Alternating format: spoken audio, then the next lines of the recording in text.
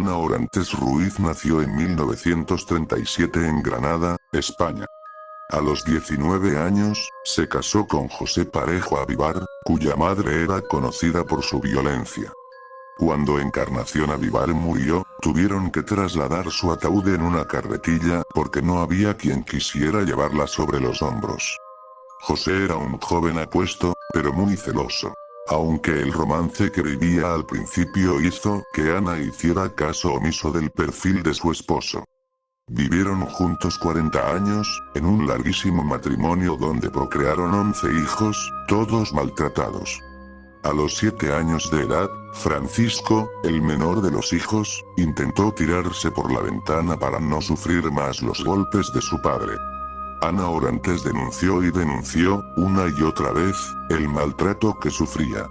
Intentó separarse y el juez le dijo que volviera a casa con su marido, porque en toda su vida nunca había visto llorar a un hombre por una mujer como lo había hecho él. Años después se divorció, pero el magistrado decidió que siguieran radicando en la misma casa, ella en el piso de arriba y él en el de abajo. Vivían en la calle Serval, del barrio de El Ventorrillo, en Cúllar Vega, Granada. Compartían el mismo patio. Aunque ella se alojaba en el piso superior de la vivienda, y el agresor permanecía en la planta baja, los malos tratos continuaron. Ana fue invitada a aparecer en un programa de televisión de Canal Sur sobre violencia contra las mujeres, en un espacio conducido por Irma Soriano. De tarde en tarde. Ella aceptó sin saber que así sellaba su destino. Se presentó en la emisión para denunciar los malos tratos que él le había infligido durante 4 décadas. Contó todo con lujo de truculentos detalles.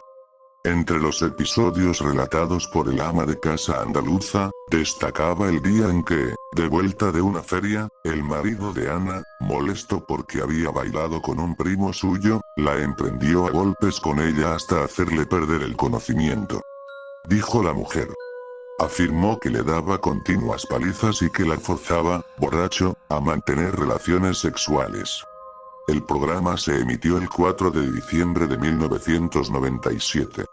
Fue muy comentado por los vecinos y provocó la ira de su exmarido. Según varios testigos que declararían ante la Guardia Civil, él prometió vengarse. Aquella entrevista incomodó a quienes la habían escuchado, pero en realidad, nadie hacía mucho caso a esas historias de mujeres que algo habrán hecho. Nadie la tomó en cuenta salvo él. El hombre que la había torturado durante 40 años no toleró su rebeldía. En la entrevista, Ana contaría. Yo fui a un baile con una vecina y fue bailando como nos hicimos novios.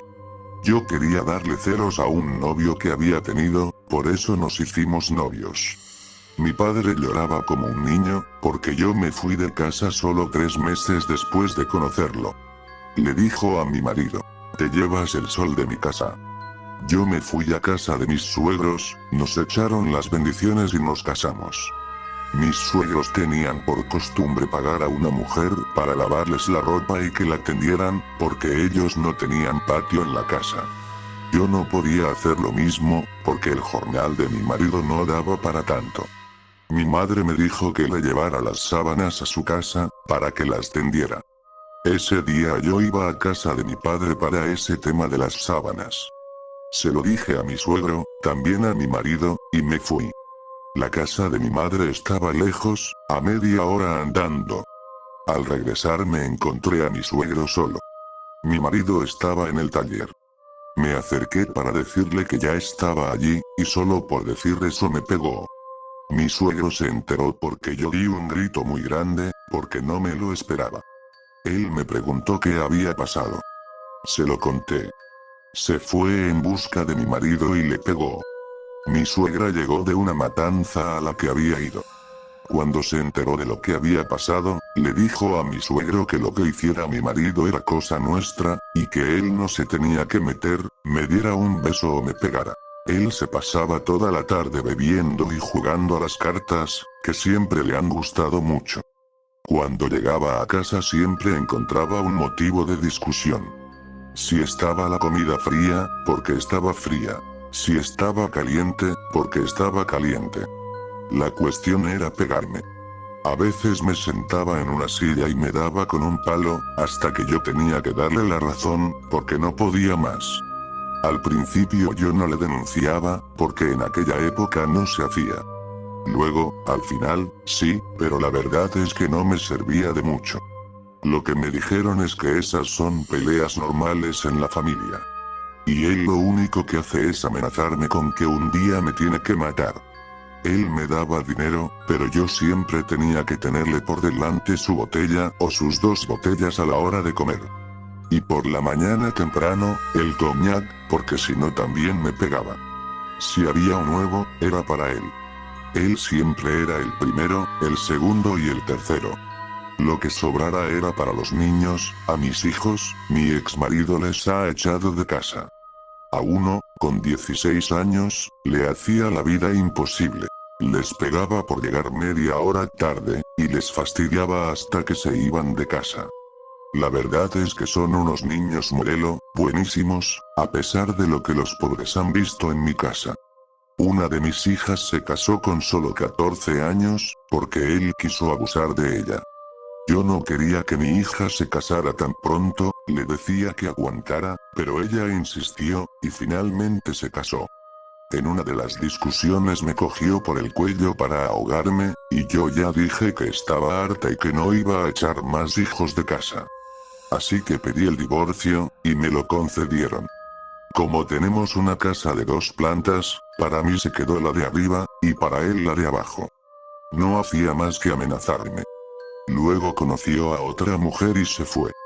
Yo me pongo a temblar cuando ladra el perro que tenemos, porque sabemos que viene él. Yo cierro las puertas, y todavía me tiemblan las piernas cuando va por allí. Nunca he sido nada para él, ni me ha querido. Solo me ha dado palizas y sinsabores. Ahora llegan las navidades y no tengo ilusión por la vida. Estoy como enterrada en vida, y solo quiero llorar. Yo le pregunto al Señor por qué he tenido que dar con este hombre.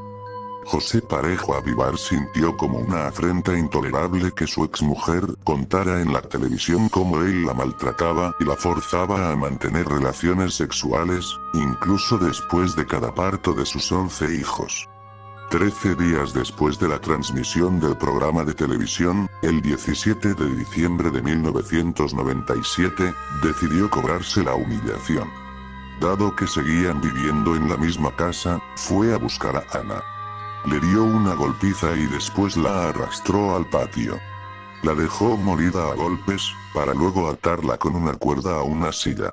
En ese momento regresó el hijo menor de la pareja, de 14 años, y vio todo lo que sucedía. José tomó un bidón de gasolina. Bañó con combustible a su exmujer y acto seguido, le prendió fuego. Contempló cómo las llamas devoraban su cuerpo mientras Ana aullaba de dolor: "Te lo mereces por todo el daño que me has hecho". Le gritó, esa misma frase la repetirían otros matadores de mujeres. Mientras la mujer se quemaba, él se dio a la fuga. Su hijo se quedó allí, paralizado, hasta que el humeante cuerpo dejó de moverse. Luego reaccionó y alertó a los vecinos y a la Guardia Civil de la localidad. Un agente intentó apagar el fuego con mantas, aunque no consiguió salvar la vida de la mujer, que ya se encontraba calcinada. Ana estaba muerta. Tenía 60 años de edad. La Guardia Civil puso en marcha un dispositivo para detener al uxoricida, que se había dado a la fuga después de acabar salvajemente con la vida de su exesposa. 2 horas y media después, se entregó a los agentes y fue trasladado a las dependencias cuartelarias. José declaró que los hechos sucedieron cuando él se encontraba limpiando maquinaria agrícola y fue insultado por Ana. En un arrebato, atacó a su mujer y le prendió fuego. Sus vecinos aseguraron que la víctima temía por su vida en los últimos días y que incluso había comentado a la pescadera que se comería las gambas en Navidad si seguía con vida.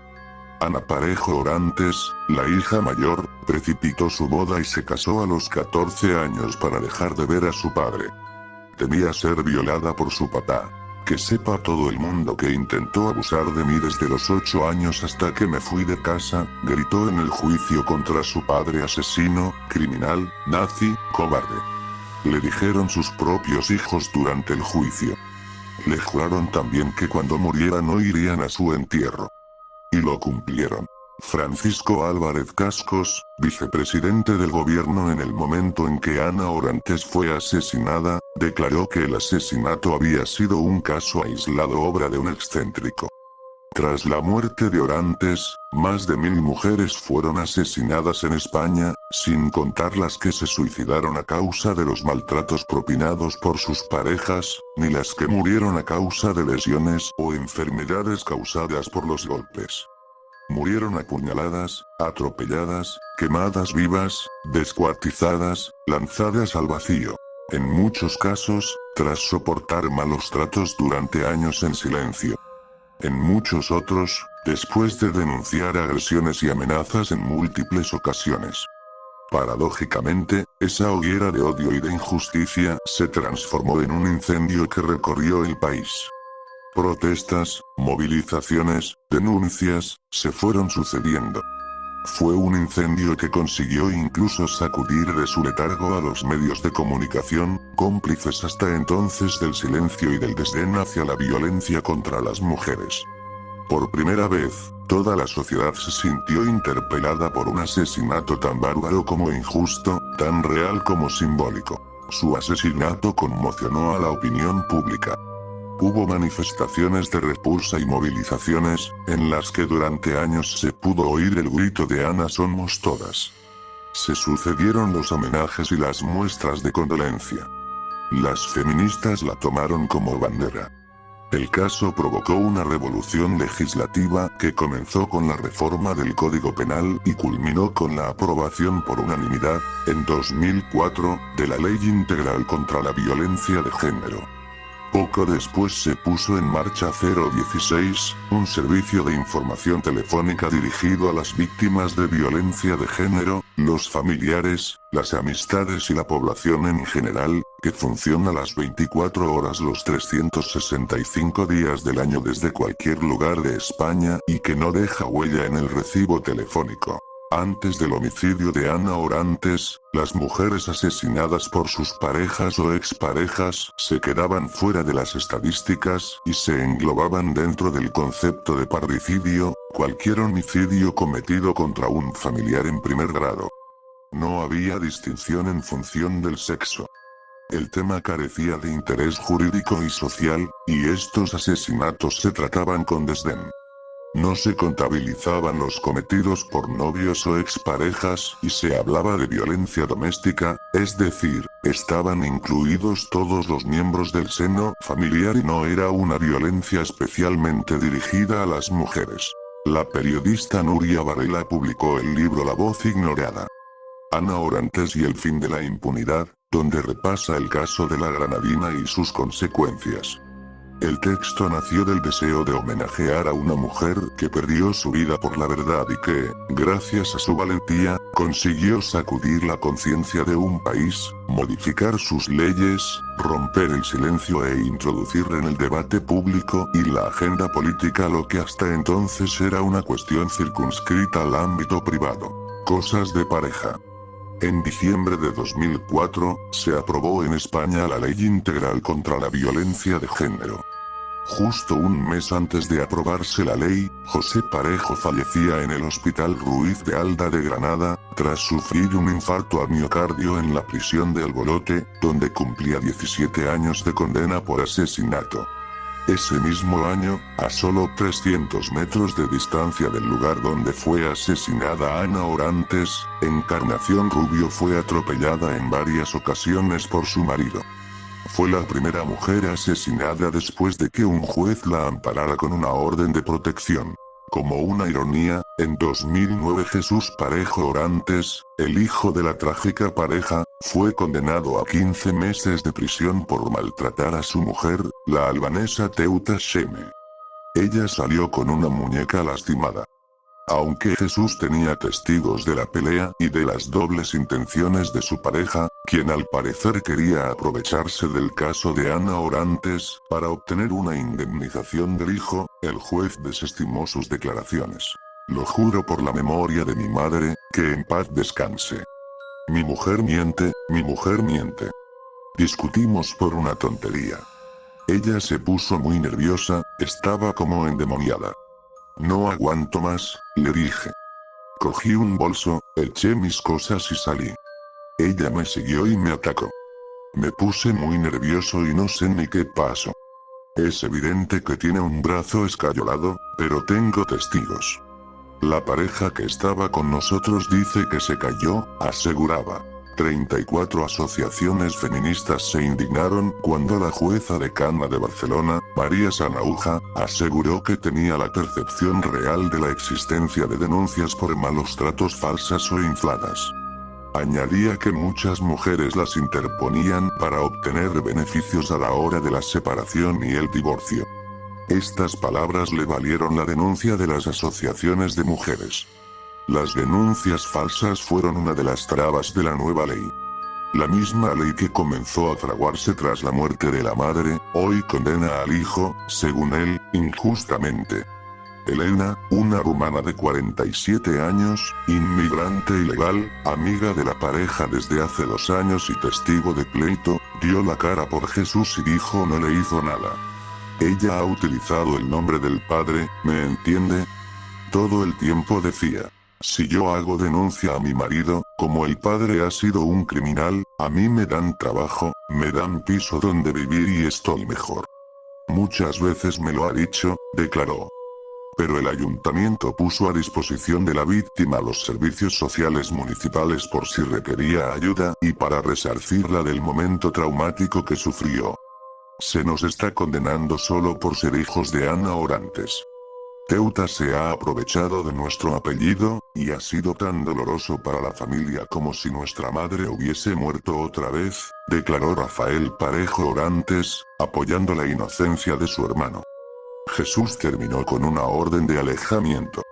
En 6 meses no pudo acercarse a menos de 500 metros de su mujer, a la que también le tuvo que pagar el alquiler del piso que compartía.